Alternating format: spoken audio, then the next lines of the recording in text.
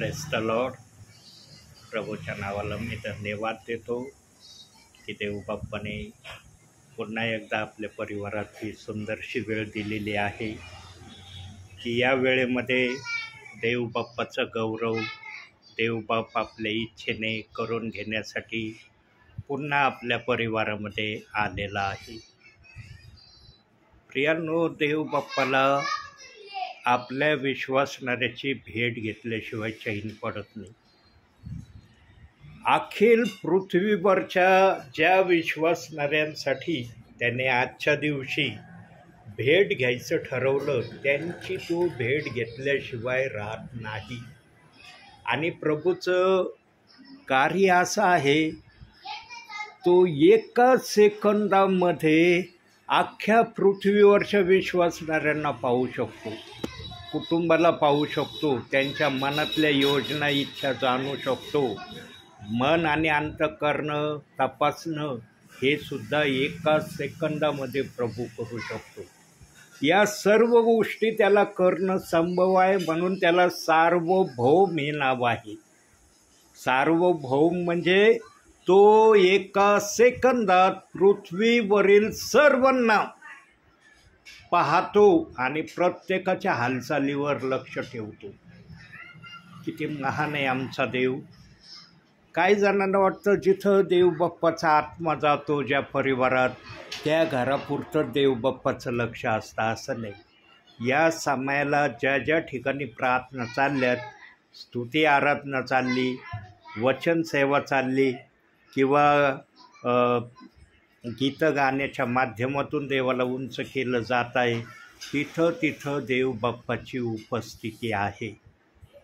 प्रियांनो, मी तर धन्य त्या परिवारांना नाव देतो की ज्या परिवारांची देवबाप भेट घेतो.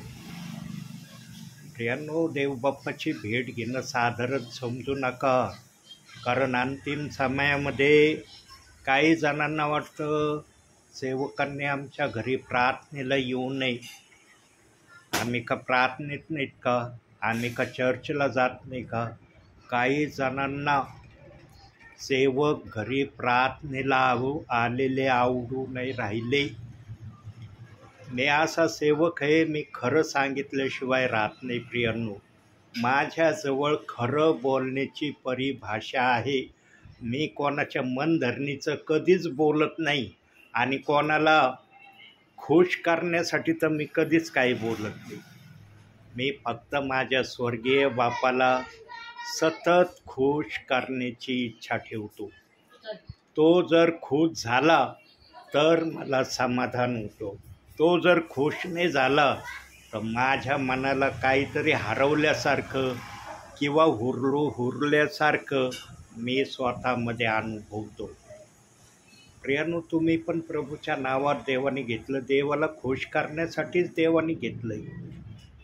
आज बहुसंख्य जणांना समजत नाही की मला प्रभूने आपल्या राज्यात कशाला घेतलं आहे. काही जणांना वाटतं मला मौज मजा करण्यासाठी प्रभूने आपल्या राज्यात घेतलं. एकालाही अशा कारणास्तव त्यांनी घेतलेलं नाही.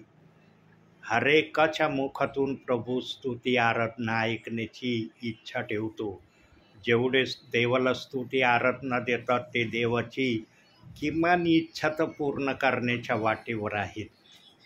प्रियांनो, आम्ही देवाची स्तुती आराधना करण्यापासून कधीही देवाला अंतरू नये. 2 मिनिटाची का होईना स्तुती आराधना आमच्या जीवनामध्ये आम्ही देवबाप्पाला दिली पाहिजे. कमीत कमी 2 मिनिटाची तर द्या. काही सेवक घंटे देवाची स्तुती आराधना करतात. आम्ही किमान 2 मिनटं तर देवाची स्तुती आराधना करू शकतो ना. आमच्यासाठी 2 मिनटं पण फार वेळ आहे का? 160 सेकंदाचा वेळ आमच्या देवाच्या स्तुती आराधनेसाठी, गौरवासाठी आम्ही देऊ शकत नाही का? आणि जर एखाद्याला वाटत असेल की मला हेही देणं आवडत नाही, मग प्रभूने त्याला आपल्या राज्यात घेतले कशासाठी याचा त्याने विचार करावा. प्रियांनो, सेवकाच्या मुखातून देवबाप अंतिम समयामध्ये देवाला ज्या मान्य गोष्टी आहेत त्या प्रगट झाल्याशिवाय राहणार नाही. म्हणून आज वचनातून देवबाप आपल्याशी बोलणार आहे ते बोलणं ऐकण्या अगोदर आपण प्रार्थनेत जाऊया. देव बाप्पाचा आपण आदर सन्मान करूया आणि प्रार्थनेने या भक्तीची सुरुवात करू. तर डोळे बंद करूया आपण. स्वर्गीय बाप्पा, तुझ्या नावाला धन्यवाद देतो, तुझ्या नावाला उंचावतो. मान, महिमा, गौरव, सन्मान, स्तुती तुला देतो माझ्या बापा. तुझा जय जयकार करतो, तुला उंचावितो, तुला स्तवितो, तुला आभार प्रदर्शनाचा उपकार स्तुतीचा यज्ञ मी अर्पण करतो माझ्या बापा. माझ्या होटाचं प्रथम फळ माझ्या बापा मी तुला देतो. स्वर्गीय बापा, आज तू खरोखर या परिवाराची भेट घेण्याकरता आपल्या सेवकाच्याद्वारे या परिवारात आलेला आहे. स्वर्गीय बापा, एक एक आत्मा तुझ्याकरता अतिशय मोलाचा आहे, अतिशय महत्त्वाचा आहे. एका आत्म्याला वाचवण्यासाठी तू 99 मेंढराला सोडून एकाला ढूंढायला गेलेला आहे, असं वचन आम्हाला शिकवतं माझ्या बापा. म्हणून स्वर्गीच्या बापा, या परिवारात अगदी थोडके प्रियजन आहेत, पण हे थोडके प्रियजन तुझ्यासाठी फार मोलाचे प्रियजन आहेत माझ्या बापा. आणि या प्रियजनांची भेट घेण्याची तू नेहमी इच्छा ठेवतो माझ्या बापा. कारण तुझा सेवक ज्या ठिकाणी तू जाण्याची इच्छा ठेवतो त्याच ठिकाणी तुझा सेवक जायची इच्छा ठेवतो. ज्या ठिकाणी तू जात नाही माझ्या बापा, त्या ठिकाणी तुझा सेवक मुळीच पाय ठेवत नाही. कारण ही सेवा तुझी आहे. जे लोक तुझ्या नावात तू घेतले ते तुझे आहे. फक्त सेवकाला त्या लोकांना सांभाळण्याची, त्या लोकांना प्रभूमध्ये वाढवण्याची आणि त्यांना स्थिर ख्रिस्ती जीवनामध्ये अगदी बलवान करण्याची तू सेवा दिलेली आहे. आणि जो कोणी प्रभूचा हा मनोरथ ओळखून प्रभूच्या इच्छेप्रमाणे सेवा करेल, त्याच्या मुखातून तू उंचावला गेल्याशिवाय राहणार नाही. आजचं जे वचन येणार आहे माझ्या बापा, ते वचन तुझ्या गौरवासाठी असू दे. त्या वचनातून तू बोल माझ्या बापा, अशी मी तुला प्रार्थना करतो. आमच्याबरोबर तू आहे, तू या मीटिंगचा अध्यक्ष आहे, या घराचा ताबा तू घेतलेला आहे, या घरातल्या प्रियजनांबरोबर तू आहे. यासाठी मी तुझे आभार आणि उपकार मानतो.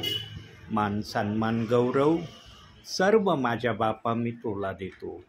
धन्यता आणणारा प्रभू येशू ख्रिस्त याच्या प्रिय आणि गोड नावानं मागतो, म्हणून तू ऐक माझ्या बापा. आमेन.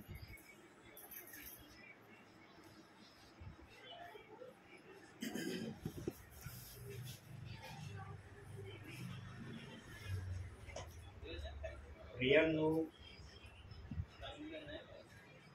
बायबल देव बाप्पाने एक विशेष कारणास्तव लिहिण्याचं ठरवलं होतं. एक विशिष्ट अर्थाने देव बाप्पाने बायबलला आपल्या इच्छेने, आपल्या योजना पूर्ण करण्यासाठी आम्हाला हे बायबल दिलं. परंतु सेवकांनी, विश्वासणाऱ्यांनी बायबलच्या वचनांना काही ठिकाणी विपरीतपणा आणलेला आहे. जे देवाच्या आत्म्याला वचनातून सांगायचंय, जे देवाच्या आत्म्याला वचनातून आपल्या लोकांना बलवान करायचंय, त्या गोष्टीला काही सेवकांनी, काही विश्वासणाऱ्यांनी वेगळी दिशा, वेगळा रस्ता दाखवलेला आहे. आणि हे करण्याची प्रतिक्रिया आजही चाललेली आहे. प्रियानो, आमच्या देवाने जर कडक नियम काढला असता ना, की जो कोणी या वचनाला विपरीत अर्थाने शिकवेल अथवा या वचनाचा विपरीत अर्थ काढील, त्याला मी लगेच शिक्षा करेन, बायबलच्या वचनाची एवढी भेसळ झालीच नसती. आणि प्रामुख्याने 2 बायबलच्या वचनामुळं तर मुळीच भेसळ झाली नसती. 2 फेत, दोन विश्वास, कदाचित दोन येशू, कदाचित दोन स्वर्ग, अशापर्यंत काही जणांनी मजल मारलेली असू शकते.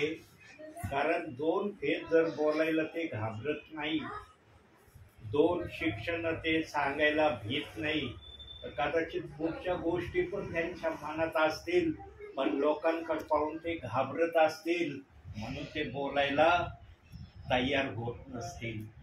यानो देवाने पण आपल्या इच्छेने आपली सुवार्ता आपल्या पवित्र शास्त्रात ठेवली. देवाच्या वाचनाचे भेसळ होणार आहे, बाप्तिस्म्याच्या वाचनाचे अर्थ वेगळे काढले जाणार आहेत.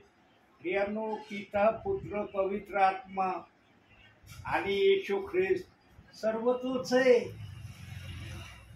पण हे कळत नाही. काही जणांना पित्याची, पवित्र आत्म्याची फार काळजी लागली, ते पित्याला पवित्र आत्म्याला मानित नाही. मग संदेश कुठून येतो? संदेश लिहून आणलाय का? सगळा संदेश डिटेल मध्ये लिहिलाय का? आता जेवढे वाक्य बोललो तेवढे वाक्य माझ्या वहीत लिहिलेले आहेत का? अर्थाचा बेअर्थ वचनाचा बहुसंख्य सेवकांनी केला आणि सेवक लोक घाबरलेच नाही आणि घाबरणार पण नाही. आणि मला तर असं वाटायला लागलंय की इर्मया 13:17 वचनाप्रमाणे देव बाप्पाची इच्छा या भूतलावर विश्वासणारे पण आणि सेवक पण पूर्ण करणार नाही. देव बाप कदाचित रडत रडतच आपल्या प्रियजनांना घेऊन जाण्यासाठी येईल. कारण अजूनही कोणीच नमती बाजू घ्यायला मागत नाही. त्याला वाटतं मला जे मिळालं तेच सगळं काही आहे, मला जे मिळालं ब्रदर हेच सर्व काही आहे आणि याच्यावरच मी चाललो. मग देवाने जे ठेवलंय ते कशासाठी ठेवलंय? त्यानो कधी देवाची भावना दुखवू नका, देवाला दुःखी करू नका, देवाच्या विरोधात चालू नका. ज्या देवाने तुमच्यावर एवढी दया कृपा केली, तुम्हाला काही अधिकार नाही देवाला दुःखी करण्याचा, देवाच्या विरोधात चालण्याचा. आणि वचनाला तर कुठल्या प्रकारचं कोणतं नाव देण्याची तर मुळीच मनात कल्पना देखील आणू नका. तर ती करायचा प्रश्न लांबचा आहे. पण असं सध्या वातावरण नाही आहे. का नाही? कारण ज्याच्या हृदयात वचनाचं भय नाही ना, काही वचनाचा अर्थाचा बेअर्थ सांगतात. आणि माझ्या जीवनात तर हे फार झालं प्रियांका. माझ्या जीवनात अनेक सेवक आले गेले, मी त्यांना कधीच सोडलं नाही, पण तेच निघून गेले. मी आजपर्यंत वचनामध्ये स्थिर आहे आणि स्थिरच आहे. मी देवाला फक्त एवढं म्हणलेलं आहे, देव बाप्पा तुला जर माझ्याकडून गौरव करून घ्यायचं नसेल ना, मान्य आहे मला, पण तुझी निंदा तर माझ्याकडून करून घेऊ नको ना. किंवा दुसऱ्यांनी माझ्या तोंडावर तुझी निंदा करावी, यापासून तर तू स्वतःला आपल्या वचनाबद्दल राखण्यास समर्थ आहे ना. तुला माझ्याकडून नसला सन्मान घ्यायचा तर हरकत नाही, नको घेऊ माझ्याकडून सन्मान, पण माझ्याद्वारे तुझा अपमान पण होऊ देऊ नको ना. कालच्या पोरांनी येऊन मला शिकवावं, ब्रदर हे असं आहे ते तसं आहे. अहो तुझे आत्ता प्रभू आला तर प्रभूने आत्ता तुम्हाला काय दिलं, एवढंसं भेटलं तर तुम्ही चांगल्या चांगल्या सेवकांना लगेच बोलायला धाडस करून राहिले. आमच्या सारखी सेवा जर केली, इतक्या वर्षापर्यंत जर आणलं प्रभूने, तर काय करतात? विचार करत नाही साक्षी करून. थोडीशी सेवा झाली ना, जराशे परिवार त्यांना मिळाले ना, त्यांना वाटतं आम्ही राजे झालो. कधीच असं समजू नका. अरे प्रभूचे विश्वासणारे परिवार देवाची प्रॉपर्टी आहे, सेवक पण देवाची प्रॉपर्टी आहे. सेवक काय स्वतःचा मालक आहे का? पण सेवक विसरून जातो, त्याला वाटतं हे सगळं माझं आहे, माझ्याशिवाय कोणाचंच नाही. माझं माझं म्हणणाऱ्याची ना जास्त काळ सेवा पण देवबाप राहू देत नाही. नेहमी म्हटलं पाहिजे प्रभूचा आहे. प्रभू तुला धन्यवाद, हे तुझं आहे. तुझ्या इच्छेने तुला वाढवायचं असलं वाढव. त्यानं आज फार विचित्र वातावरण चाललेलं आहे. मी असा सेवक आहे, लोक खोटं बोलायला घाबरत नाही राजरोसपणे, मी खरं सांगायला घाबरत नाही. म्हणून देवाने मला आतापर्यंत सेवेत केली आणि सेवा मी करतो. आणि ती पण राजरोसपणे प्रेषित 2:38 वचनाची सेवा करतोय, न घाबरता सेवा करतोय. असे लोक माझे वचन ऐकतात प्रियांनो, ज्यांना कधी मी पाहिलं नाही, कधी त्यांच्या गावाला मी गेलो नाही, पण माझं वचन ऐकून ते प्रभावित झाले आणि म्हणले काय वचन आहे, काय शब्द आहेत या दासाच्या मुखामध्ये प्रभूच्या गौरवासाठी. असे दुधासारखे आणि मधासारखे गोड शब्द आम्ही ऐकले नाही. पवित्र आत्मा लुचपुचे शब्द कधीच बोलत नाही. पवित्र आत्मा कुणाला खिन्न करण्याची भाषा तर कधीच बोलत नाही. काही सेवकांना भान राहत नाही, वचन देत असताना लगेच खिन्न करणारे शब्द बोलून मोकळे होऊन जातात. पवित्र आत्मा कधी कोणाची भावना दुखवित नाही प्रियांनो. पवित्र आत्मा सर्वांकडे समान रीतीने बघतो की हे सगळे माझे आहेत. माझ्या लोकांना मीच दोष दिला तर मग तो दुष्ट सैतान काय म्हणन. मीच माझ्या लोकांना जर अशा दोषातून, कपटातून, निंदेतून, त्रासातून जर नेलं तर त्या दुष्टाला किती आनंद होईल. तो म्हणणार रे चारणार देवच यांना असं वागतोय, मग मला काय यांच्यावर चाल करायला हरकत आहे. यांनो आमचं बोलणं ना पवित्र आत्मेतून असलं ना, पवित्र आत्मा गलत विचार देत नाही.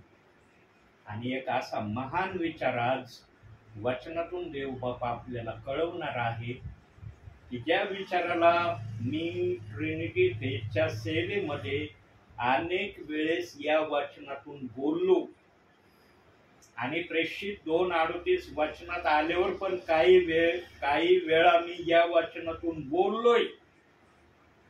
माझ्या 351 संदेश जे युट्यूबला आहेत त्याच्यामध्ये कदाचित 2 वेळेस आज जे वचन मी घेणार आहे ते मी 2 वेळेस बोललेलो पण आहे.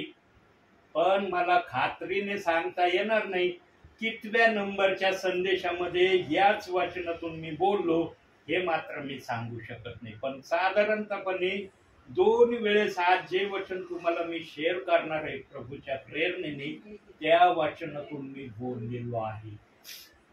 ही कदाचित आज माझी 3री टाइम असेल या वचनातून सांगायची.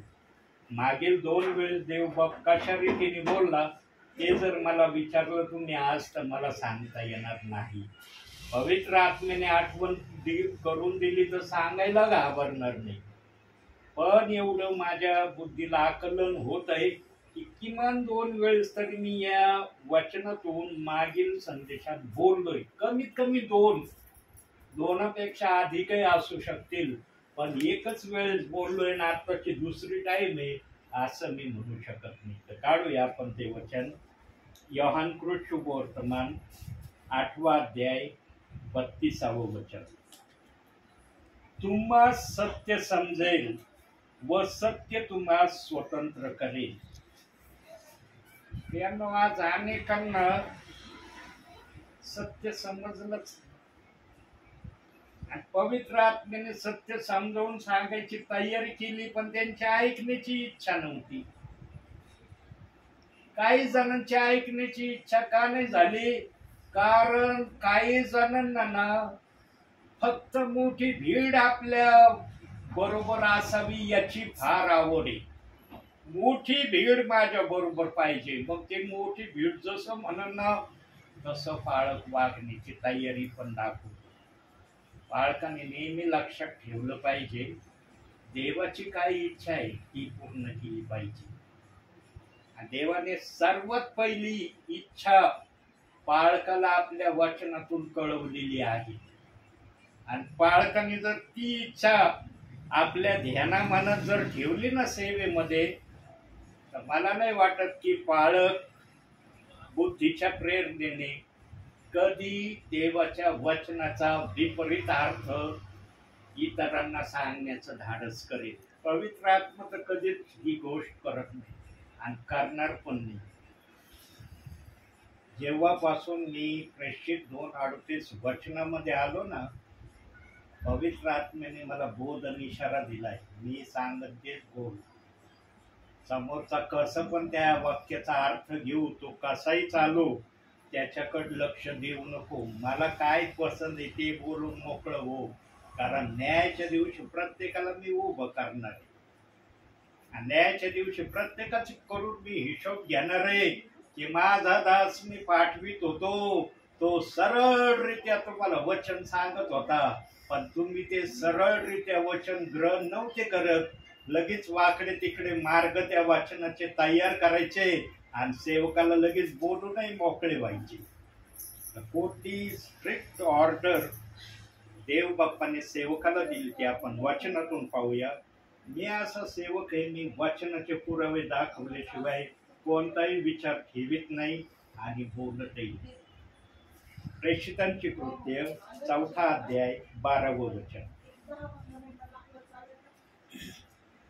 आणि तारण दुसऱ्या कोणाकडून नाही, जेणेकरून आपले तारण व्हावयाचे असे दुसरे नाम आकाशाखाली मनुष्यामध्ये दिलेले नाही. कोणामध्ये तारण आहे?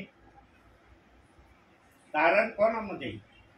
येशू ख्रिस्तामध्ये तारण आहे. आम्ही समजून घेतलं पाहिजे की आमचं तारण जर येशू ख्रिस्तामध्ये आहे तर येशू ख्रिस्तच आमच्या हृदयात आहे. आज काही जणांना पित्याची पवित्र आत्म्याची फार काळजी लागली. ब्रदर, पिता पवित्र आत्मा कुठे आहे? मग येशू ख्रिस्त जर सगळं आहे तर मग पिता पवित्र आत्मा कुठे आहे? त्यांचं काय? येशू ख्रिस्तानी आपल्या सेवा कार्यामध्ये जे पिता, पुत्र आणि पवित्र आत्म्याचे शब्द उच्चारले, हे शब्द पूर्ण कसे होणार? हे जर असलं तर प्रभूची सेवा खरी चालली. नुसतं येशू ख्रिस्त असलं तर आमच्या मध्ये देवाचं वचन व्यवस्थित चाललंय असं नाही.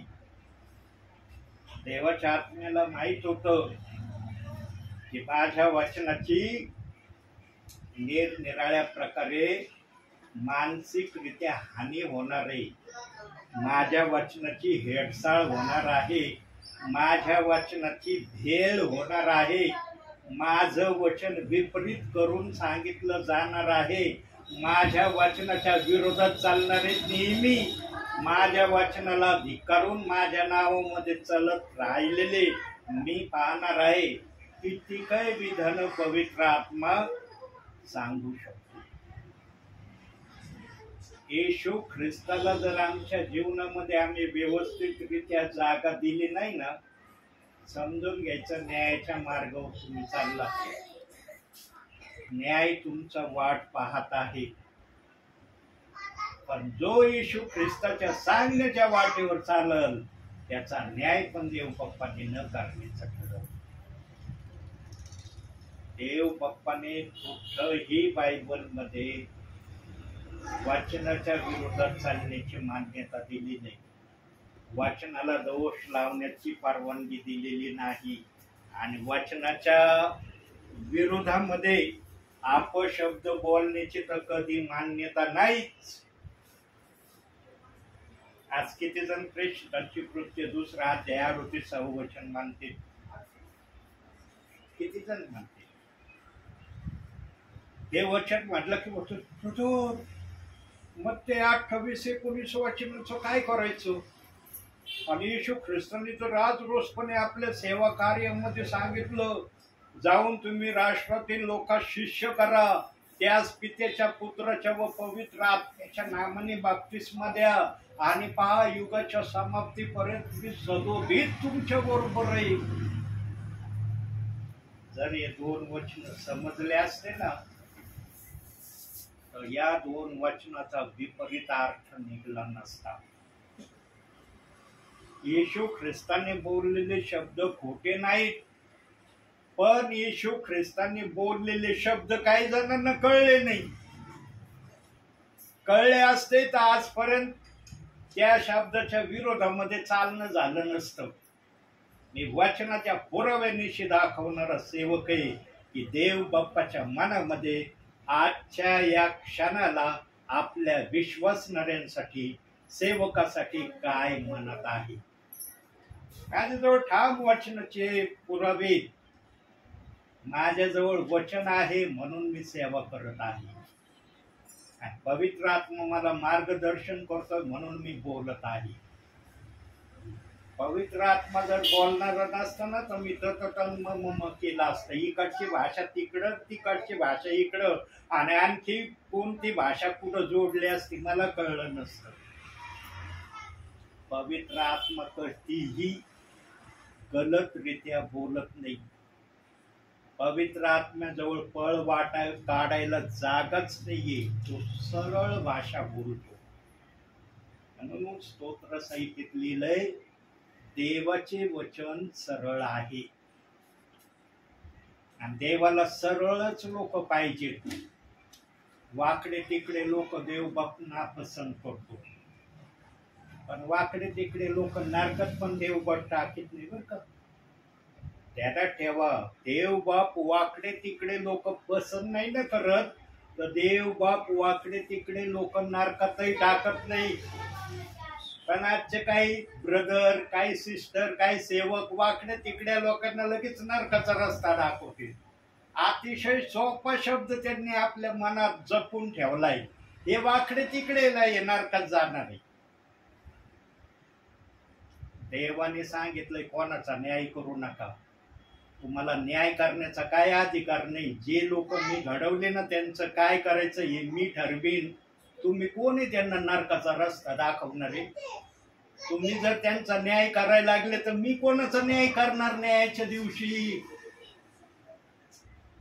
कधीही कुणी कोणाचा न्याय करू नये. जो जसा चाललाय ना, दिसतोय तुम्हाला, अरे हा काय प्रभू मध्ये नीट नाही, प्रार्थना करून तुम्ही सांगू नका त्या विश्वासणाऱ्याला, सेवकाला.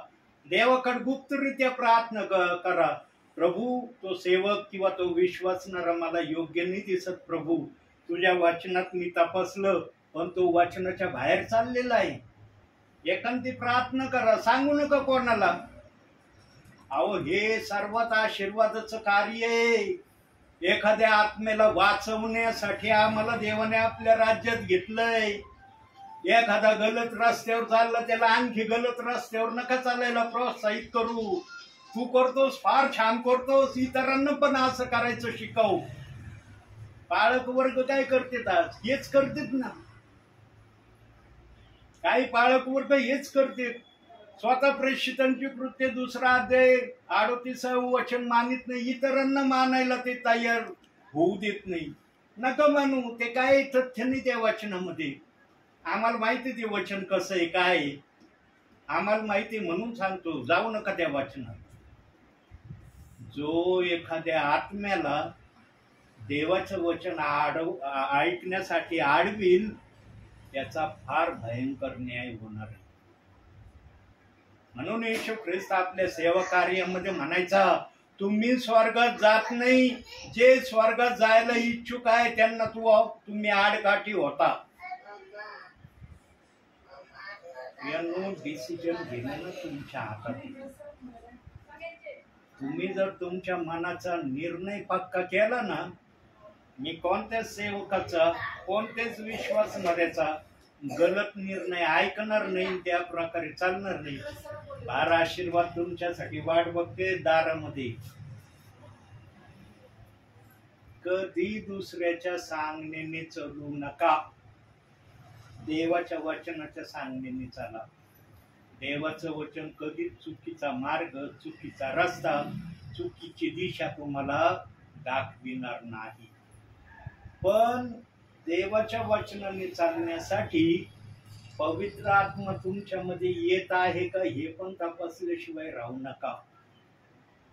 पवित्र आत्म्याविना जर पवित्र शास्त्राला वाचायला गेले ना, तुम्हाला तेवढं पवित्र शास्त्र समजणार नाही. जेवढी आशा तुम्ही वचन समजण्याची ठेवता, पवित्र आत्मा कमीत कमी 30% आपल्या विश्वासणाऱ्याला सेवकाला देण्याची इच्छा ठेवतो. कमीत कमी शेवटची स्टेज एवढं तरी तो देण्याची अपेक्षा करतो. का? कारण पवित्र आत्मा जाणतो प्रभूमध्ये याचे श्रम व्यर्थ झाले नाही पाहिजे. श्रम जर व्यर्थ झाले तर तो न्यायाच्या दिवशी म्हणन, मी पृथ्वीवर वाचित होतो तुझं वचन, तुझा आत्मा मला समजावून नव्हतं सांगत, माझं काही चुकतंय, तुझ्या आत्म्याने माझ्या बरोबर कार्य करायला पाहिजे होतं ना. प्रियांनो, ज्यांच्या बरोबर पवित्र आत्मा कार्य करतो ना, त्यांनी पवित्र आत्मा आपल्यामध्ये अधिक कार्य करणारा बनावा म्हणून पवित्र आत्म्याला नेहमी स्तुती आराधनेच्या द्वारे उंच केलं पाहिजे. पण मला देवाचा आत्मा चालवतो म्हणून इतरांना अभिमानाने सांगणं चुकीचं आहे. लक्षात ठेवा, पवित्र आत्मा बिनविचारता येतो आणि पवित्र आत्मा बिनविचारता निघून जातो. तो यायची परवानगी घेत नाही, तो जायची परवानगी घेत नाही.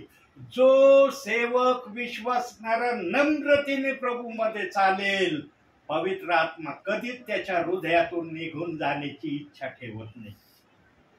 येशू ख्रिस्त जो बोलला ना मत्ते 28 अध्याय 19-20 वचनात, येशू ख्रिस्त त्या समयातल्या लोकांना बोलला होता की मी तुम्हाला जी सुवार्ता सांगितली आहे त्या सुवार्तेला युगाच्या समाप्तीपर्यंत मी तुमच्या बरोबर आहे. कोण बरोबर आहे? येशू ख्रिस्त तुमच्या बरोबर आहे. पण काही जणांनी, काही सेवकांनी युगाच्या समाप्तीपर्यंत मत्ते 28-19 वचनाचा बाप्तिस्मा हे डिक्लेअर करून टाकलं. जर युगाच्या समाप्तीपर्यंत मत्ते 28-19 बाप्तिस्मा जर देवाला द्यायचा होता, मग प्रेषित 2:38 वचनाचा बाप्तिस्मा आणण्याची काही गरज होती का? 2 वचन ठेवले, एक बाप्तिस्मा देव बाप का घ्या म्हणतो? अहो, निदान देवाच्या मनोभावनेने तरी चालण्याचा प्रयत्न करा की 2 ठेवले तर 1 घ्यायला सांगितलं आहे. देव जोर देतो ना तर त्याचे नियम पण सांगतो. का 2 आहेत, कशामुळं 2 आहेत. येशू ख्रिस्त हयात होता ना, त्या काळामध्ये येशू ख्रिस्ताशिवाय कोणी सुवार्ता सांगत नव्हतं. शुभ वर्तमानामध्ये कुठंही असं लिहिलेलं नाही एखादं वचन की ह्या लोकांनी जाऊन शुभ वर्तमान सांगितलं. कारण त्या काळामध्ये मोशेचं नियमशास्त्र जे आहे ते काटेकोर पाळणारे शास्त्री, सदुकी, परोशी, याजक गण होते आणि ते त्या काळामध्ये मोशेचा नियम त्या लोकांना सांगायचे आणि मोशेचा नियम कसा आहे हे येशू ख्रिस्ताशिवाय कुणाला सांगता येत नव्हतं. म्हणून येशू ख्रिस्ताशिवाय कुणीच सुवार्ता सांगायला जात नव्हतं. आणि 12 शिष्यांना पण येशू ख्रिस्ताने वेळोवेळी सेवेसाठी पाचारण केलं, त्यांना पण आपल्या समवेत ठेवलं आणि सुवार्तेचा ढाचा कसा आहे, सुवार्ता कशी सांगायची हे प्रत्यक्षरित्या येशू ख्रिस्ताने 12 शिष्यांना शिकवलं. नवीन करारात कुठेही असं दिलं नाही की येशू शिवाय इतरांनी सुवार्ता सांगितली. कुठंच वचन नाहीये प्रियांनो. बायबलला मी अतिशय जवळून चाळलंय, पण मला एकही ठिकाणी हे वचन सापडलं नाही किंवा पवित्र आत्म्याने हेही शब्द मला सांगितले नाही की येशू शिवाय इतरांनी पण सुवार्ता सांगितली.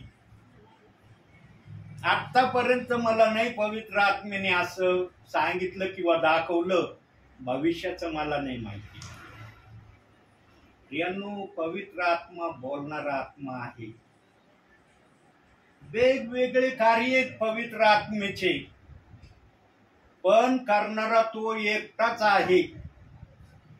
कार्य वेगळे, कुणाला आगीच्या स्वरूपात दिसतो, कुणाला कशाच्या स्वरूपात दिसतो, कुणाला चिन्ह चमत्काराच्या स्वरूपात दिसतो, कुणाला अन्य भाषेच्या स्वरूपात दिसतो, कुणाला संदेश सांगण्याच्या स्वरूपात दिसतो, कुणाला पाहुणचार करण्याच्या माध्यमातून दिसतो. निरनिराळे पवित्र आत्म्याचे कार्य, पण एकच पवित्र आत्मा कार्य करणारा आहे. येशू ख्रिस्ताच्या समयामध्ये पण देवाचा आत्मा कार्य करणारा होता. आणि त्या समयातल्या लोकांना, काही लोक येशू ख्रिस्ताला काही समजत नव्हते त्या समयामध्ये. प्रियांनो, आम्ही नव्हतं पाहिलं की येशू ख्रिस्ताला काही लोक काहीच समजत नाही. येशू ख्रिस्ताला अंतरी कळायचं की काही जण मला काहीच समजत नाही. ते नेहमी म्हणतात, काय नाही हो, हा सुताराचा मुलगा आहे, मारिया योसेफचा मुलगा आहे, आम्ही याला ओळखतो, योसेफला मारियाला ओळखतो, त्याचा हा मुलगा आहे, याच्यामध्ये दुसरं काय. काही जणांना समजलंच नाही येशू ख्रिस्त कोण आहे, कसा आहे. कलसेकराचं पत्र 1 अध्याय 15व्या वचनामध्ये आणि 16व्या वचनामध्ये त्यांनी सांगितलंय की मी सृष्टीच्या आरंभापूर्वी होतो. जुन्या करारामध्ये येशू ख्रिस्त होता, पण तो प्रगट झालेला नव्हता. नवीन करारात प्रत्यक्षात तो प्रगट झाला. बायबलमध्ये जुना करार, नवा करार हे शब्द ठेवलेत नाही, याच्या मागे कारण आहे. ते असेच शब्द नाही ठेवले. देव बाप्पाने त्याला नाव जर जुना करार नवा करार दिलाय तर काहीतरी त्याला अर्थ असन म्हणून दिलंय ना. बे अर्थासाठी ते नवीन करार जुना करार नाव दिलंय का. देवाचा संकल्प आम्ही जाणला पाहिजे की देवाने का नवीन करार, का जुना करार हे नाव दिले.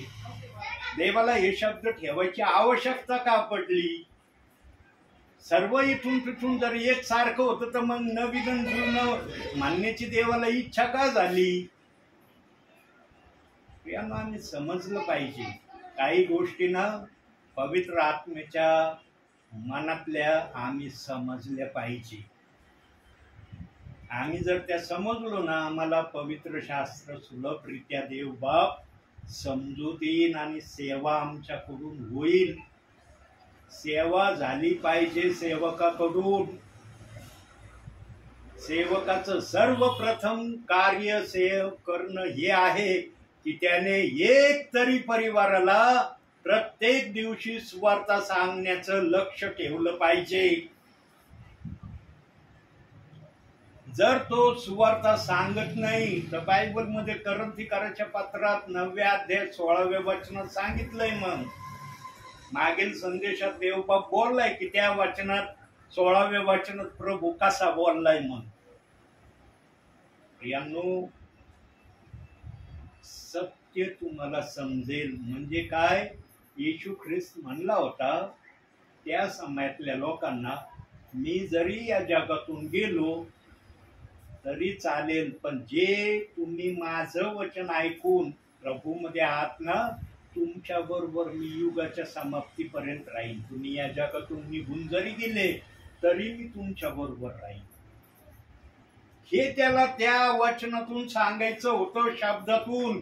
पण काही तत्वज्ञानी लोकांनी हे शब्द तर घेतले, पण हे शब्द घेतले, पिता पुत्र पवित्र आत्म्याचा बाप्तिस्मा युगाच्या समाप्तीपर्यंत झाला पाहिजे म्हणून तो चाललाय.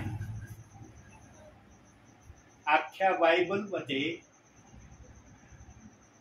मत्ते 28 अध्याय 19 वचन एवढाच एक रेफरन्स पिता पुत्र पवित्र आत्म्याच्या वचनाचा आहे. पण प्रेषित 2:38 वचनाचा जवळपास 23 ठिकाणी देव बाप्पाने उच्चारण केलेला आहे. आणि या 23ही ठिकाणी ख्रिस्ताचा बाप्तिस्मा किंवा येशू ख्रिस्ताच्या नामाने या शब्दाचं उच्चारण आलेलं आहे. कारण पिता, पुत्र आणि पवित्र आत्मा हा येशू ख्रिस्तामध्ये होता. म्हणून योहान कृष्ण शुभवर्तमान 17वा अध्याय 3ऱ्या वचनात सांगितलंय, जो तू एकच सत्य देव त्या तुला मी ओळखावं, आणि तो प्रभू येशू ख्रिस्त आहे असं त्या वचनात सांगितलंय. वचनाची कधी भेसळ करू नये. वचन जसं आहे तसं सांगणं गरजेचं आहे, आणि हे सांगणं पवित्र आत्मेशिवाय कोणी करू शकत नाही. पवित्र आत्मा चुकीच्या वाटेने, चुकीच्या दिशेने कधीच आपलं वचन आपल्या लोकांना कळवित नाही, कारण तो सरळ आहे पवित्र आत्मा. म्हणून जे वाकडे तिकडे आहेत त्यांना पवित्र आत्मा सरळ करतो, आणि जे सरळ होतात ते आशीर्वादाने भरले जातात. पण आशीर्वाद म्हणलं म्हणजे तिथं पण मोठा प्रश्न उभा राहतो. आशीर्वाद नेमके कोणते? आशीर्वादामध्ये पण 2 गोष्टी ठेवल्यात. काही जणांना वाटतं शारीरिक सगळ्या मला मिळालेलं, आम्ही फार आशीर्वादित झालो. शारीरिक जे भेटलं ना त्याच्यात देवबाप एवढा संतुष्ट होत नाही, कारण देवबापाने हे देण्याचं ऑलरेडी हर विश्वास करायला, हर सेवकाला मत्ते 6वा अध्याय 33व्या वचनात सांगून टाकलंय, ते मी तुम्हाला दिल्याशिवाय राहणार नाही. पण त्यांना मिळतं ते ज्यांनी प्रभूचं राज्य आणि नीतिमत्व मिळवण्यासाठी आत्म्याने आणि खरेपणाने प्रयत्न केलेला आहे. हे मिळवा, तुम्हाला बाकीच्या गोष्टी दिल्या जातील. पण आज शारीरिक जे मिळालं तेच मी सर्व काही आहे. आत्मिक ज्याच्या जवळ धन आहे ना तो धनवान आहे प्रभूच्या नजरेत. शारीरिकरित्या जो आहे ना त्याला मग प्रगटीकरण 3रा अध्याय 17व्या वचनात सांगितलंय, तू उघडा वागडा आहेस, दीन दरिद्री आहेस, आंधळा आहेस, हे तुला कळत नाही. प्रियानो, पवित्र आत्मा बोलतो ना, सत्य बोलतो, आणि तसे वचन आहेत बायबलमध्ये. जर युगाच्या समाप्तीपर्यंत मध्य 28-19चा बाप्तिस्मा ठेवायचा होता ना, तर पवित्र आत्म्याने कधीच प्रेषितांची कृत्य 2रा अध्याय 38वं वचन आणलं नसतं. म्हणून बायबलमध्ये येशू ख्रिस्ताने टर्निंग पॉइंट ठेवलेला आहे. टर्निंग पॉइंट फार महत्वाची गोष्ट प्रगट करतो बरं का. टर्निंग पॉइंट मध्ये काहीतरी अद्भुत असतं, आश्चर्यकारक असतं, जे आमच्या बुद्धीच्या, आमच्या कल्पनेच्या पलीकडचं असतं. टर्निंग पॉइंट पण शब्द हा असाच वापरला जात नाही प्रियांनो. जगिक व्यावहारिक भाषेमध्ये पण टर्निंग पॉइंट या शब्दाचा उपयोग केला जातो. पवित्र शास्त्रामध्ये पण टर्निंग पॉइंटचा शब्द प्रभूने ठेवलाय, आणि ते टर्निंग पॉइंटचं वचन कोणतं आहे ते बायबलमध्ये येशू ख्रिस्ताने आपल्या सेवा कार्यामध्ये त्या समाजातल्या विश्वासणाऱ्यांना, त्या समाजातल्या लोकांना सांगितलेलं होतं. काय सांगितलं होतं काढूया आपण ते वचन. योहान कृष्ण शुभवर्तमान 14वा अध्याय 16वं वचन. मी पित्याला विनंती करीन, मग तो तुम्हाला दुसरा काहीवरी म्हणजे सत्याचा आत्मा देईल, त्याने तुम्हा बरोबर सदा सर्वदा राहावे म्हणून. आता दुसरा काहीवरी देईल. दुसरा काहीवरी जर येशू ख्रिस्ताने शब्द दिला तर पहिला काहीवरी आला असेल ना. पहिला आला म्हणून दुसऱ्याला बोललंय ना तिथं. पहिलं जर आलं नसतं तर दुसरा काहीवरी शब्द वापरला असता का येशू ख्रिस्ताने? समजत नाही. तेव्हा तर युगाच्या समाप्तीपर्यंत 28-19चा बाप्तिस्मा घेण्याविषयी येशू बोलला. मग हा दुसरा काहीवरीने जो निरोप आणला हा कशाचा निरोप होता? येशू ख्रिस्ताने जी सुवार्ता सांगितली त्या समयात आम्ही होतो का ती सुवार्ता ऐकायला? म्हणता येईल का मी होतो? येशू ख्रिस्ताच्या मुखातून प्रत्यक्षरित्या मी शब्द ऐकले. येशू ख्रिस्त काय बोलला होता आमच्यासाठी? मग योहान 20व्या अध्यायाच्या 29व्या वचनात देव म्हणालेला आहे, ज्यांनी मला पाहिले नाही त्यांनी माझ्यावर विश्वास ठेवला ते धन्य आहेत. आम्ही धन्यतेच्या लिस्ट मधले विश्वासणारे आहोत, कारण आम्ही येशू ख्रिस्ताला प्रत्यक्षरित्या पाहिलेलं नाही.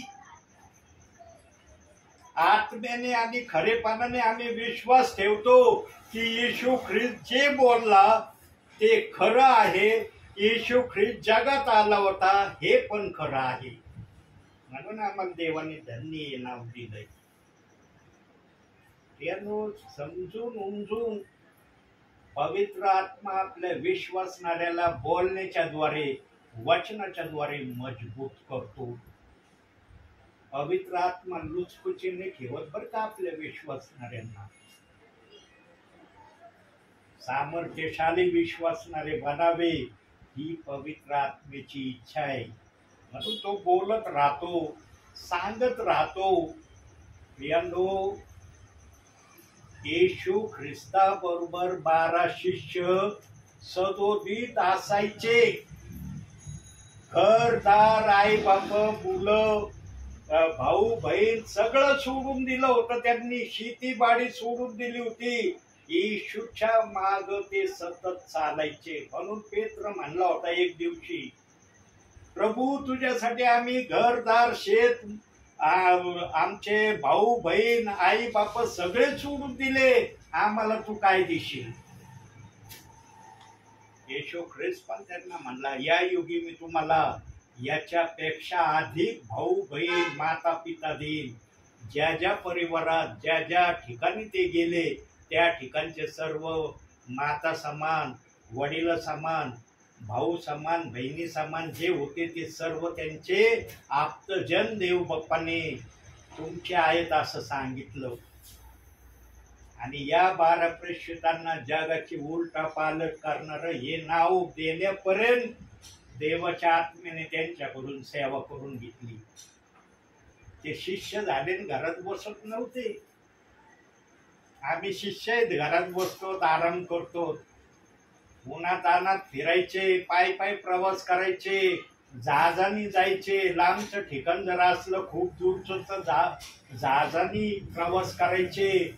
पण ते शांत बसत नव्हते. त्यांनी जर सुवार्ता सांगितली नसती ना तर आज आम्ही प्रभू मध्ये दिसलो नसतो. येशू ख्रिस्ताच्या सुवार्तेच्या सांगायच्या वेळेला आम्ही नव्हतो. आम्हाला सुवार्ता 12 प्रेषितांनी सांगितली. म्हणून येशू ख्रिस्तांनी टर्निंग पॉइंट या वचनाचा ठेवलाय, योहान 14वा अध्याय 16वं वचन. आणि या वचनाने त्यांना जे पेंटिकॉस्टच्या दिवशी अग्नीच्या जिभेने सांगितलं ना, हे बोल, ते बिनधास्त बोलले. ते घाबरत नाही बोलले. अरे येशू ख्रिस्तांनी काय सुवार्ता सांगितली आणि कोणती सुवार्ता सांगायला आमच्याकडे अग्नीची जीभ आली आणि लाजत काजत काही शब्द माग टाकतो, काही शब्द सांगतो, असं मुळीच केलं नाही त्यांनी.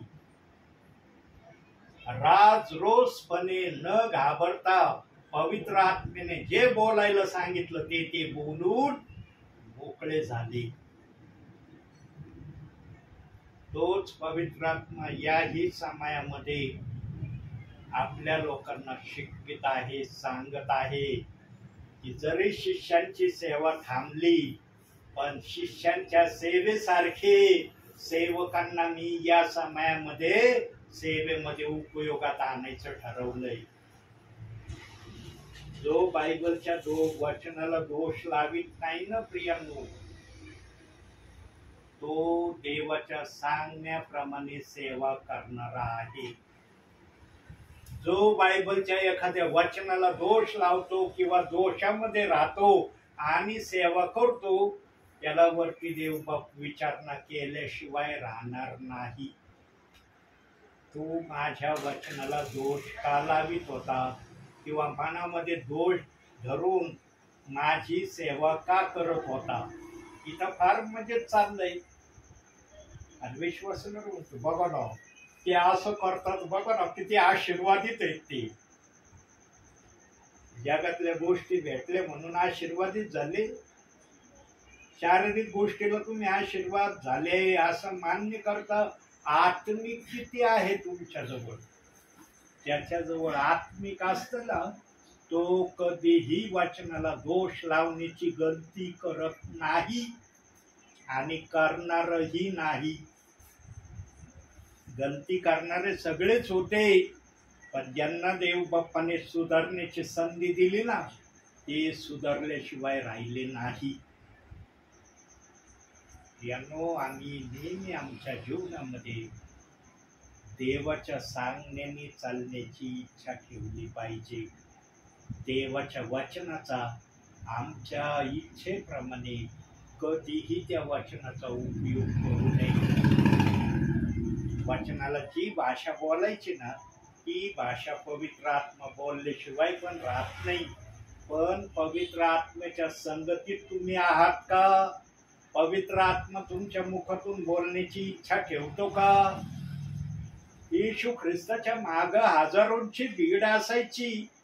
हजारो लोक त्याच्या माग चालायचे. तो कुणाला आमंत्रण देत नव्हता की माझ्या माग या किंवा माझ्या माग चाला. लोकांना फक्त कळलं कफरनहूमात येशू ख्रिस्त चाललाय, बेथानियात चाललाय, येशू ख्रिस्त गालिलात चाललाय, येशू ख्रिस्त बेथलेहमच्या रस्त्याने चाललाय. लोक ऑटोमॅटिक येशू ख्रिस्ताच्या मागे यायचे. एक ठिकाणी येशू ख्रिस्ताने सर्व लोकांना तपासण्याची पण तयारी दाखवली. येशू ख्रिस्ताने ठरवलं पण माझ्या माग नेहमी हजारोची भीड असती, मला एक दिवशी का व्हायना या हजारोच्या भीडीला तपासायचंय की खरोखर हे माझ्या सांगण्याप्रमाणे चालण्यासाठी माझ्या मागे येतात का फक्त आपल्या इच्छा येशू ख्रिस्तामध्ये पूर्ण होतात म्हणून माझ्या मागे चालतात. याची पडताळणी करण्यासाठी येशू ख्रिस्ताने एकदा सर्वांना तपासलं. पण त्या तपासणीमध्ये येशू ख्रिस्ताला काय रिझल्ट, काय निकाल मिळाला माहिती का? 12 जणांशिवाय बाकी कुणीच येशू ख्रिस्ताच्या समोर थांबलं नाही. खाल्लं पिल्लं वचन ऐकलं, पण हर एक जण म्हणला नाही तू सांगितलं त्याप्रमाणे मी नाही करणार, मला नाही जमणार. मी तेवढ्या पात्रतेचा नाही की तू इतकं मर्मतेने आम्हाला शिकवलं, मी त्या योग्यतेचा नाही, मला तुझ्यापासून जाणं आवडतं. येशू मला जाऊ शकतो. एक जण बोलला, सगळेजण म्हणले मला पण तेच करायचं, मला पण तेच करायचं. येशू म्हणला करा. सगळे गेले निघून, 12 जण थांबले. 12 जणांना येशू म्हणला हे पाहिलं का सगळे चालले, तुम्हाला जायचं का? शिमोन पेत्र मला देवाची वचने, आत्म्याची वचने आपणा जवळ आहे, आम्ही कुठं जायचं?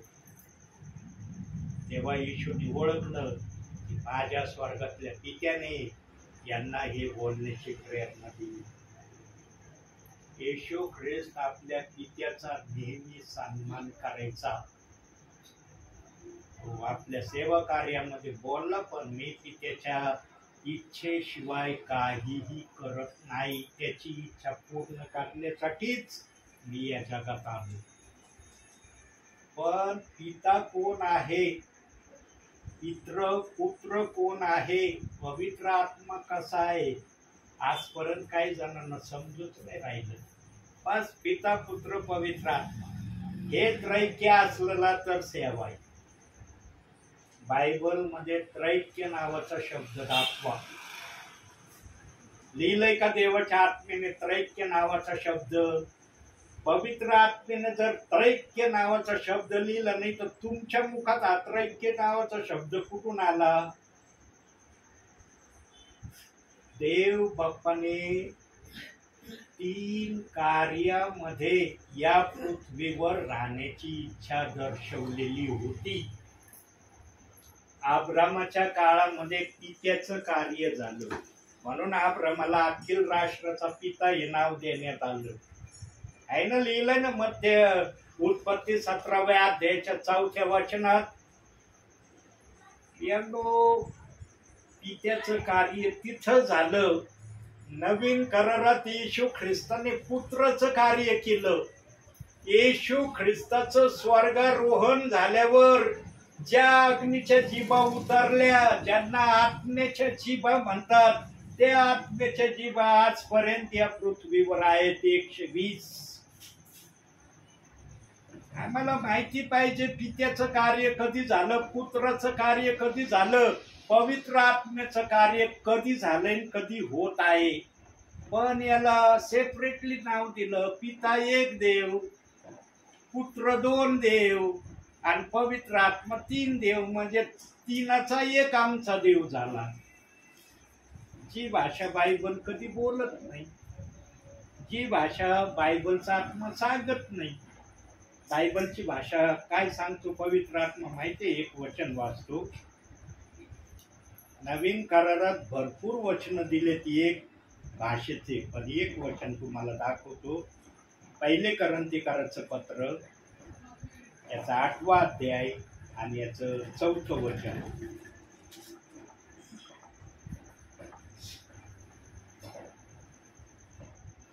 आता मूर्तीचे नैवेद्य खाण्यासंबंधाने आपल्याला ठाऊक आहे की जगात देवाची म्हणून मूर्तीच नाही आणि एकाखेरीज दुसरा देव नाही. बघा देव काय बोलतो, एकाखेरीज दुसरा देव नाही. जर देवाची ही बोलण्याची भाषा आहे तर ही भाषा तुम्हाला समजण्याची तुम्हाला किती आवश्यकता आहे. झालंय का 2चा उल्लेख, 3चा उल्लेख. पण आज काही पण त्रैक्य काही जण म्हणतात ब्रदर त्रैक्य असलं ना तर आमच्याशी बोला बाबा, त्रैक्य नसलं ना मग तुमचं आमचं मुळीच जमणार नाही. तुम्ही आमच्या वाटेवरचे नाही, आमच्या इच्छेचे नाही आणि स्वर्गामध्ये तर चालण्याच्या बिलकुल लायकीचेच नाही. बायबलचा आत्मा ही भाषा कधी बोलत नाही.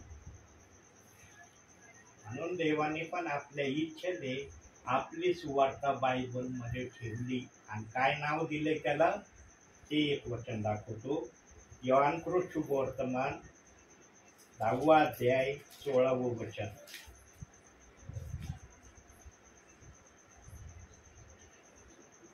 या मेंढवाड्यातली 90 अशी माझी दुसरी मेंढरे आहेत, तीही मला आणली पाहिजेत. ती माझी वाणी ऐकतील, मग एक कळप एक मेंढपाळ असे होईल. देवाला हे करायचं आहे, पण इथं पण रस्ता तयार केलाय काही विश्वासणाऱ्यांनी पाळकांनी. या मेंढवाड्यातली नव्हे, म्हणजे प्रेषित 2:38 वचनाचे मेंढवाड्यातले जे आहेत ना ते मत्ते 28:19 वचनाच्या मेंढवाड्यात आणायचं. तिथं नाव देऊन मोकळे झाले. बायबल मध्ये येशू हयात होता ना, जिवंत होता, सेवा करत होता. तोपर्यंत प्रेषितांची कृत्य 2रा अध्याय 38वं वचन कधीच आलं नाही. आणि येशू ख्रिस्ताने पण आपल्या मुखाने कधी या वचनाचं उच्चारणही केलं नाही की प्रेषितांची कृत्य 2रा अध्याय 38वं वचन मी त्याची पण घोषणा करतो किंवा त्याची सुवार्ता सांगतो. त्या वचनाची सुवार्ता 12 प्रेषितांशिवाय कुणीच केली नाही. पवित्र आत्म्याने 12 प्रेषितांनाच त्या वचनाची सुवार्ता सांगण्याची अनमोल संधी दिली. का दिली? कारण त्यांनी येशू ख्रिस्ताबरोबर सुवार्ता गाजवली होती. कोणती सुवार्ता गाजवली होती? मत्ते 28:19 वचनाची सुवार्ता. पण येशू ख्रिस्त हा मेन त्या वचनाचा फाउंडर होता, ज्याने या वचनाची सुवार्ता सांगितली आणि शिष्यांनी ती निमूटपणे ऐकली. आणि जेव्हा ते तरबेज झालेले येशू ख्रिस्तानी पाहिलं ना, तेव्हा येशू ख्रिस्त त्या 12 शिष्यांना म्हणला, काय म्हणला वचनातून बघू आपण. प्रेषितांची कृत्य 1 अध्याय 4थं वचन. तो व ते एकत्र जमले असताना त्याने त्यास आज्ञा केली की येरुशलेम सोडून जाऊ नका, तर जे पित्याचे वचन तुम्ही मजपासून ऐकले आहे त्याची वाट पहा. बघा, 12 शिष्यांना देखील म्हणलं नाही येरुशलेम मध्ये थांबा, बाहेर निघायचं नाही अजिबात. मी जरी स्वर्गात चाललोय ना, तुम्ही इथंच थांबायचं, माझी स्तुती आराधना करत राहायचं. तुम्हाला या पुढचं वचन सांगणारा सहाय्यक येईल, सत्याचा आत्मा येईल, तो सांगन तुम्हाला कोणती सुवार्ता पुढं तुम्ही सांगायची. आणि त्या 12 शिष्यांनी ऐकलं बरं का. ते नाही म्हणले जाऊ दे, येशू बोलतोय ना, आता ऐकून घ्या. येशू स्वर्गात गेल्यावर काय तो काय खाली येणार आहे का? आपण लगेच येरुशलेमच्या बाहेर जाऊ आणि लगेच जे येशू ख्रिस्ताने सेवा कार्यात आम्ही पाहिलंय ते लगेच सगळीकडे सांगायला आपण सुरुवात करू. ते शांत राहिले 10 दिवस. 40 आणि 10 किती? 50. म्हणून पेंटिकॉस्टच्या दिवशी वाऱ्याच्या सुसाट्यासारखा वारा आला आणि त्याच्यामध्ये अग्नीच्या जिभा 120 आल्या. जे माडीवर प्रभूची स्तुती आराधना करत होते त्यांच्यावर त्या जिभा एकेकावर उतरल्या. जशा त्यांच्यावर जिभा उतरल्या प्रियांनो, ते 120 जण बेभान झाले असतील. आम्ही नाही पाहिलं त्यांना की त्या जिभा उतरल्यावर त्यांच्यावर काय प्रक्रिया झाली, पण वचन सांगतं की त्यांनी मोठ्याने आरडाओरडा करायला सुरुवात केली. आणि जेव्हा आरडाओरडा सुरुवात केली त्यांनी, तेव्हा लोक म्हणले अरे रोजच माडीवर आम्ही बघत होतो, शांत चित्ताने काय करायचे ते देवाचं आम्हाला माहित नाही, पण आज यांचं फार माडीवर गोंधळ चाललाय. काय चाललंय? भांडू तर नाही राहिली एकमेकांना ते, कारण माणसाच्या डोक्यात काही विचार येतो. जेव्हा ते लोक आले पाहिले तेव्हा प्रत्येक जण आपापली भाषा बोलताना त्यांनी ऐकलं. ते बोलले अरे प्रत्येक जण आपापली भाषा कस काय बोलतोय. इथूनच अन्य भाषा बोलण्याचं कृपादान देव बाप्पाने बायबल मध्ये ठेवलेलं आहे. कधीही देव बाप्पाच्या कृपादानाला नाकारू नये. देवाने ठेवलंय ना ते देवाच्या गौरवासाठी ठेवलंय. तुम्हाला जर ते बोलता येत नाही ना, तर दुसऱ्याला नाव पण तुम्ही ठेवू नका. तुम्हाला काय अधिकार नाही दुसऱ्याला नाव ठेवण्याचा. त्याला दिलंय देव बाप्पाने, देवाची मर्जी होती मिळालं, तो देवाच्या गौरवासाठी बोलतोय. पण ज्यांना अन्य भाषा मिळाली ना बोलण्याची, त्याला पण देव बाप्पाने एक नियम लावलाय बायबल मध्ये. काय नियम लावलाय की तू अन्य भाषा जरूर बोल, त्याच्यापासून बोलण्यापासून राहू नको, पण ती कुठं बोलायची ना ते पवित्र आत्म्याने सांगितलंय वचनात. मंडळीमध्ये अन्य भाषा बोलायला देवाच्या आत्म्याने परवानगी दिलेली नाही. आणि जर परवानगी दिलेली आहे तर त्याचा अर्थ सांगणारा असला तर बोला. त्या अन्य भाषेचा अर्थ सांगणारा कुणा नसला ना कुणी बोलू नका. पहिले ग्रंथिकाराचा 14व्या अध्यायामध्ये 26 वचनापासून खाली जर आम्ही वाचलं ना, तिथं सांगितण्यात आलेलं आहे मंडळीत संदेश देणारे 2 किंवा 3 असावे. मंडळीमध्ये अन्य भाषा बोलणारे 2 किंवा 3 असावे. एक जण त्या भाषेचा अर्थ सांगणारा असावा. जर तो सांगणारा असला तर 2 किंवा 3 ही अन्य भाषा बोलायची. सगळ्यांनी नाही सुरू व्हायचं. आज चर्च मध्ये देवाचे सेवक लगेच म्हणतात बोला अन्य भाषेतून, बोला बोला. एखाद्याला येत नसली तरी बोला बोला. मग तो म्हणतो अरे यो काय बोलतोय रे, अरे याची अन्य भाषा कशी, अरे 3-4 शब्द मी ऐकतो बरं का नेहमी. मग तो पण ते 3-4 शब्द घेऊनच बोलतो. अन्य भाषा 3-4 शब्दाची नाही देवाचा आत्मा देत. अन्य भाषेविषयी सांगितलंय देवाच्या आत्म्याने अन्य भाषेतून संदेश सुद्धा देवाचा आत्मा सांगतो. पवित्र शास्त्र ध्यान देऊन जर वाचलं ना, तिथं असं लिहिलं की अन्य भाषेतून संदेश सुद्धा सांगता येतो. पण त्या अन्य भाषेचा अर्थ सांगणारा असला तर बोला. अन्य भाषेचा अर्थ सांगणारा नसला ना, मंडळीमध्ये तुम्ही बोलू नका. एखादं जर अविश्वासी आला आणि त्यांनी जर तुमचं हे ऐकलं, ते म्हणजे काय करू राहिले. पवनाने आपल्या पत्रात सांगितलंय प्रियांनो, हे मग माझ्या मनसनी सांगू राहिलो.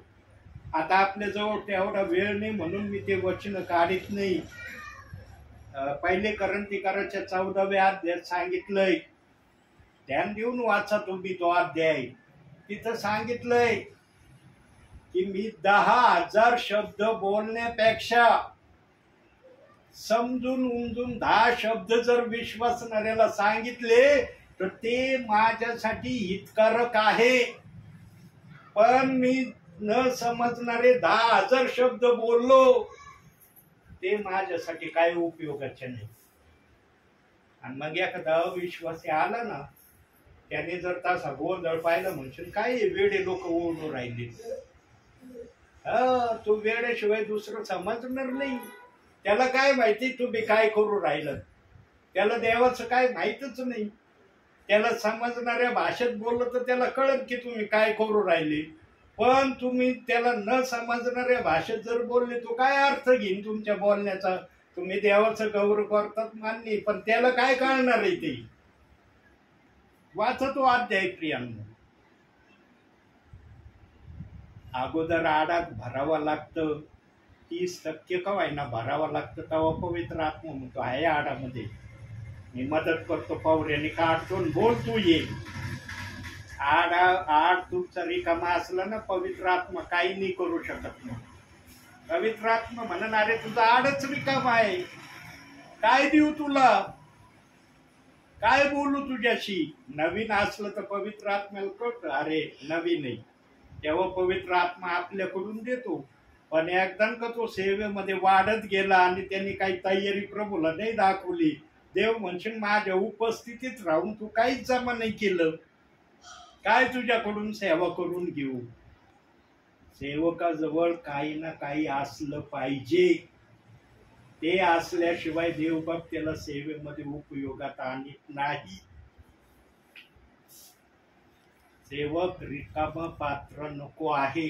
थोडक्यात म्हणजे रिकामा सेवक असला ना, तो काय सेवा करेल मला नाही सांगता येणार. मी कशाला काही बोलून देवाचा अपराधी बनू. सेवकाजवळ तयारी असली पाहिजे. आणि त्याच्या ध्यानात नसलं राहिलं तर मग वचन का व्हायना. मग फक्त 4 वचन लिहिलेत. आजच्या संदेशात किती वचन लिहिलेत? 4 वचन लिहून आणलेत. किती वेळ झालं पवित्र आत्मा बोलतोय मला माहिती नाही. 4 वचन माझ्या वहीत आहेत. त्याच्यातले मी आतापर्यंत 2 वचन फक्त सांगितले. किती सांगितले? 2 वचन जे माझ्या वहीमध्ये लिहिले मी ते सांगितले. 2 वचनाचे रेफरन्स अजूनही मी सांगितलेलं नाही. पण जे रेफरन्स माझ्या मुखातून निघाले ते पवित्र आत्म्याने मला पुरवलं. अरे यांनी काहीतरी घेतलंय. 30% का व्हायना याच्या जवळ आहे, चला 60% मी करतो. आता 30% याच्या जवळ आहे, 30% मी देतो. म्हणजे 60%चा का व्हायना संदेश माझ्या विश्वासणाऱ्यांना मी देईन आणि ते आशीर्वादित होतील. पवित्र आत्मा देतो, पण आमच्या जवळ पण काय असणं गरजेचं आहे. आणि काही असण्यासाठी आम्हाला देव बाप्पाचे वचन माहीत असणं गरजेचं आहे. जरी आम्ही लिहिले नाही तरी चालेल, पण आम्हाला ते वचन माहिती पाहिजे. मग पवित्र आत्मा बरोबर योग्य त्या दिशेने जुळवून त्या वचनाला अनुषंगून बोलण्यास आम्हाला कृपा पुरवतो. यांनो,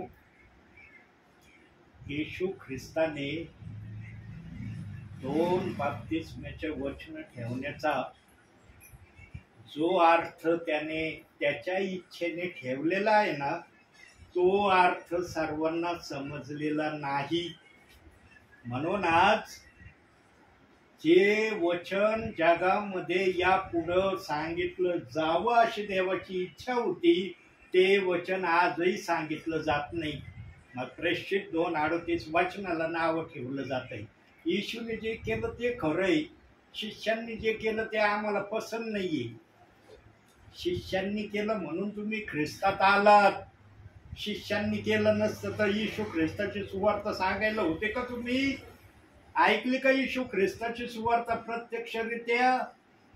12 प्रेषितांची सुवार्ता ऐकली म्हणून प्रभूत आले.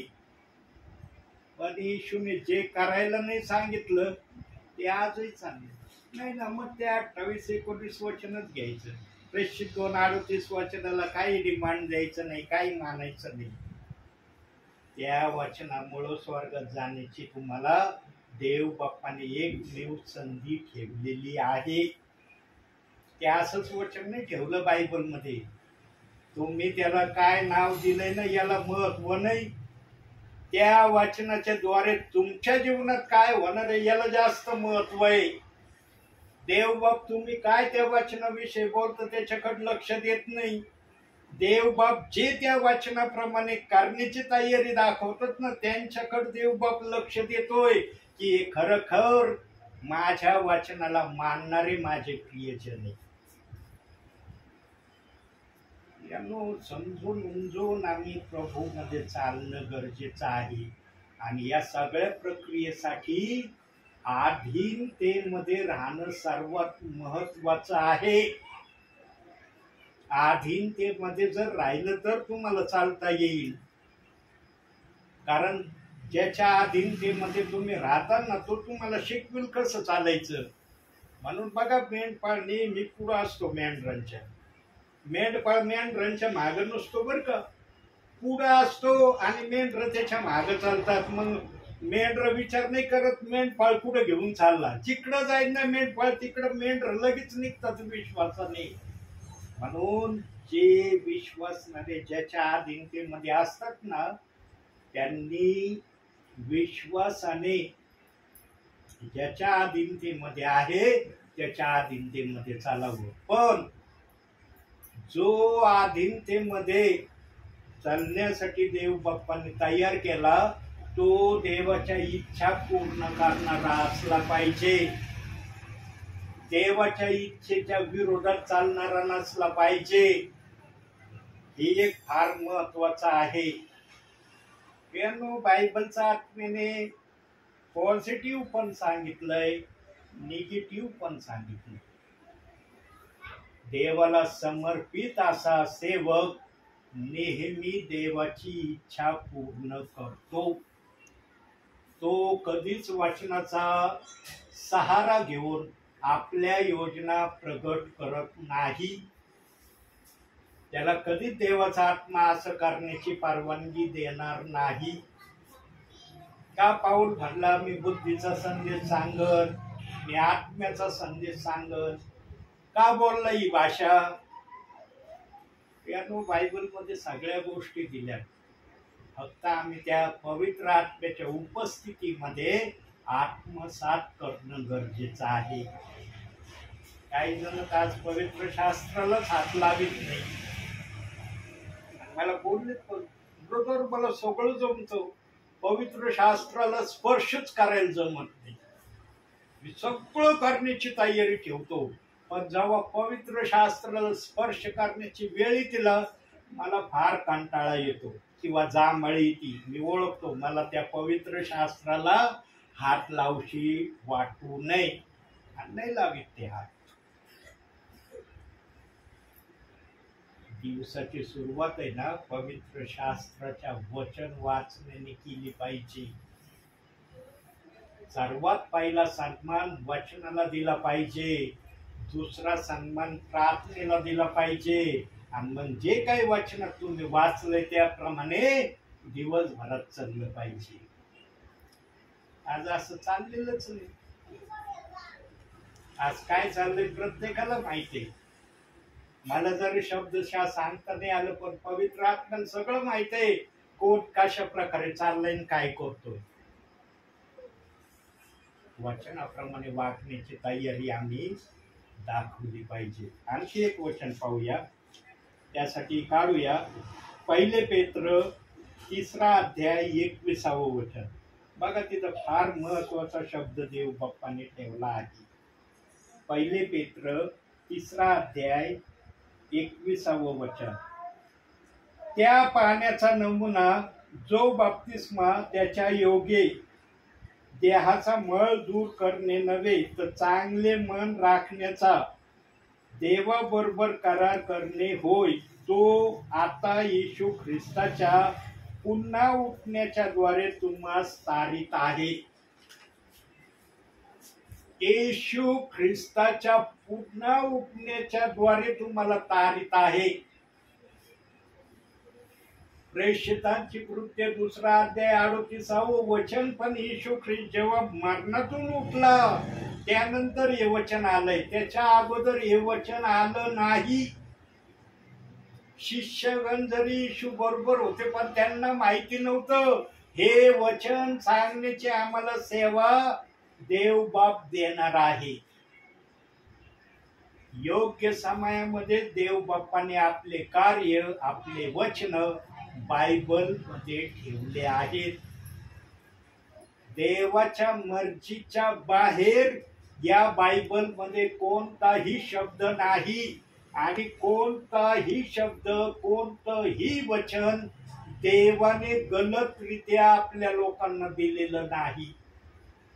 जेवढे वचन दिलेत ते सर्व योग्य रीतीने दिलेत आणि त्या वचनाला समजण्यासाठी पवित्र आत्मा दिलाय. ज्यांच्याजवळ पवित्र आत्मा नाही ना, मग त्या आपल्या इच्छेनुसार वचनाला घेतात आणि तेवढंच सांगतात. त्या वचनाचा असंच अर्थ आहे. मग पवित्र आत्म्याने त्या वचनाचा जो अर्थ ठेवलाय तो कोण सांगल? पवित्र आत्म्याला आपल्या जीवनामध्ये कार्य करण्याची संधी द्या. जर पवित्र आत्मा तुमच्यामध्ये कार्य करत नसला तर देवाकडे प्रार्थना करा, देव बाप्पा मला पवित्र आत्म्याच्या प्रेरणेने तुझी सेवा करायची आहे. जर तुझा पवित्र आत्मा मला नाही न चालवीत, मी कशाला सेवा करू? मी स्वतः प्रथम पवित्र आत्म्याविना राहू आणि इतरांना पण पवित्र आत्म्याविना वचन सांगण्याची का मी तळमळ करावी? पवित्र आत्मा सर्व करायला समर्थ आहे. प्रियांनो, पवित्र आत्मा तर ही वाट बघतो कोण माझी सेवा करण्यासाठी पुढे येईल. म्हणून यशाया म्हणला होता, हा मी आहे, मला पाठव, मी तुझी सुवार्ता सांगायला जाईल. यशाया 8 अध्याय 6 वचनात सांगितलंय. त्यानो देवाला देवाची सेवा करणारे प्रियजन फार आवडतात. मग बहिणी असो, भाऊ असो, सेवक असो, सर्वांना तो आपली सेवा करण्याची संधी देतो. आणि वचन हेच सांगत आहे की येशू ख्रिस्ताच्या पुन्हा उठण्याने आमच्यामध्ये तारण आलेलं आहे. म्हणून प्रेषित 4:12 मध्ये सांगितलंय, वर आकाशात खाली पृथ्वीवर, पृथ्वीच्या खाली एकच नाव देण्यात आलेलं आहे, त्याच्यामध्ये तारण आहे आणि ते नाव येशू ख्रिस्त आहे. आम्हाला कळलं पाहिजे की ज्या देवामध्ये मी चाललोय त्या देवाने मला कसं चालायचं सांगितलेलं आहे. त्याच्या सांगण्याने आम्ही चाललं पाहिजे. आमच्या मनाने आम्ही नाही चाललं पाहिजे. त्याच्या सांगण्याने चाललं, त्याच्या सांगण्याने केलं तर निश्चित आमचा स्वर्गाचा प्रवास अतिशय सोपा राहील. जर आम्ही भेसळीप्रमाणे चाललो ना, वरती न्यायासाठी थांबवण्यासाठी स्वर्गाच्या दरवाजावर पेत्र उभाच आहे. मग थांबा, पृथ्वीवर तुम्ही काही व्यवस्थित नाही चालले वचनाप्रमाणे, थांबा, बाहेर येईल प्रभू, तो विचारेन तुम्हाला काय विचारायचं ते. तो म्हणला ना आज सोड, मी सोडीन. तो जर म्हणला नको सोडू, मग तो तुम्हाला सांगेल तुम्हाला कुठं जायचंय. ज्यांचं स्वर्गामध्ये जाणं होणार नाही त्यांचं नरकामध्ये जाणं होणार नाही, पण त्यांचं एक ठिकाणी गेल्याशिवाय ते राहणार पण नाही. कोणत्या ठिकाणी ते जाणार ते वचन आपण बघूया. प्रकटीकरण 11वा अध्याय 2 वचन. तरी मंदिराबाहेरचे अंगण सोड, त्याचे माप घेऊ नको, कारण ते विदेशी लोकांस दिले आहे आणि पवित्र नगर ते 42 महिने तुडवतील. अंगणाच्या बाहेर राहायचं तुम्हाला स्वर्गामध्ये यायचं, हा विचार करण्याची संधी प्रभू येण्या अगोदरच आहे. प्रभू आल्यावर तुम्हाला बिलकुल ही संधी नाही. प्रभू आल्यावर म्हणून तुला संधी दिली होती. माझा सेवक सांगतही होता वचनातून, प्रभू येण्या अगोदर सर्व काही संधी आहे तुला. मी आल्यानंतर संधी नाही. आता मी आलो, आता मी काय करतो ते गपचूप बघ. तुला करायची संधी होती तर मी शांत होतो, तू केलं नाही. आता मी काय करतो ते तू शांतपणे बघ. म्हणून प्रियांनो, आजही देवाचा आत्मा सेवकांना आत्म्याच्या प्रेरणेने सेवेला पाठवित आहे. मी असंच आलो नाही सेवेला, वेळ घालवायला आलो नाही. देवाचं खरं वचन, खरा निरोप सांगण्यासाठी आलो. आणि जर खरा निरोप तुम्ही आत्मसात केला ना प्रियांनो, भावी जीवनामध्ये ख्रिस्तामध्ये चालणं तुमचं फार आशीर्वादाचं होईल. त्याचा आत्मिक जीवनामध्ये चालणं आशीर्वादित होतं ना प्रियांनो. शारीरिक जीवनात ऑटोमॅटिक आशीर्वाद येतात. ते तुम्ही नको म्हणले तरी देव बाप तो घे, कारण आत्मिक जीवनात तू धनवान आहे. तुला शारीरिक जीवनात मी गरीब नाही ठेवणार. देव बाप आपल्या मर्जीने देतो बरं का, एक लक्षात असू द्या. देवाची मर्जी असली तर तसं होईल. देवाला जर वाटलं असं ना एखाद्याला याच परिस्थितीतून मला चालवायचं, बघा परिवारामध्ये एखादा मुलगा मुलगी भोगसाळ असले ना, आई बाप म्हणते जाऊ दे, करू दे, त्याला जे काय करतंय ना करू द्या. त्याला त्याच्या विरोधात काय केलं तर आणखी चिड म्हणतात का नाही आई बाप? का म्हणतात? कारण त्यांना माहिती आहे या मुलाची सुधारण्याची योग्य वेळ आहे. त्या वेळेत आल्यावर हा सुधारल्याशिवाय राहणार नाही. आणि जन्म घेतलेला मुलगा लहान राहतो का कायमस्वरूपी? कधी ना कधी मोठा होतो का नाही? तो समजदार झाल्यावर तो बालपणाचे कृत्य करील का? आजार केले तर त्याला स्वतःला मनस्वी अनुताप होईल का नाही की आता मी मोठा झालोय तरी लहान मुलासारखं करतोय? त्याचं मन त्याला नाराज करील का नाही? म्हणून आई बाप प्रतीक्षा करतात, लहान आहे तू करू द्या, मोठं झाल्यावर आपोआप तो सुधरत. आणि एखादं जर मोठं झाल्यावरही सुधारलं नाही ना, मग त्याला जीवनात फार ठोकरा खावा लागतात. अशा भयंकर ठोकरा खावा लागतात ना, वेळोवेळी त्याला आठवण येते, अरे माझ्या जीवनात मी नीट चाललो असतो तर ही ठोकरा खाण्याची वेळ माझ्यावर आली नसती. लक्षात ठेवा प्रेम, सगळ्या गोष्टी मनुष्याच्या हातात आहेत. चांगलं केलं चांगलंच भेटल, वाईट केलं वाईटच होईल तुझे. पण वचनाच्या आरशात जो पाहून चलतो ना त्याचं कल्याण निश्चित आहे. चालायचं का नाही वचनाच्या आरशात तुम्हाला? हो. म्हणायचं नाही मी वचनाच्या आरशाच्या विरहित चालल्यावर मला फार आनंद आणि समाधान होतंय. त्यानं शेवटी एक वचन वाचू आणि मग मी थांबतो या ठिकाणी. बघा, अतिशय मौल्यवान वचन, गोल्डन वचन वाचतोय बरं का. आणि त्या वचनाचा रेफरन्स काय आहे? लूककृत शुभ वर्तमान 12वा अध्याय 50वं वचन. बघा तिथं काय लिहिलंय. लूककृत शुभ वर्तमान 12वा अध्याय 50वं वचन.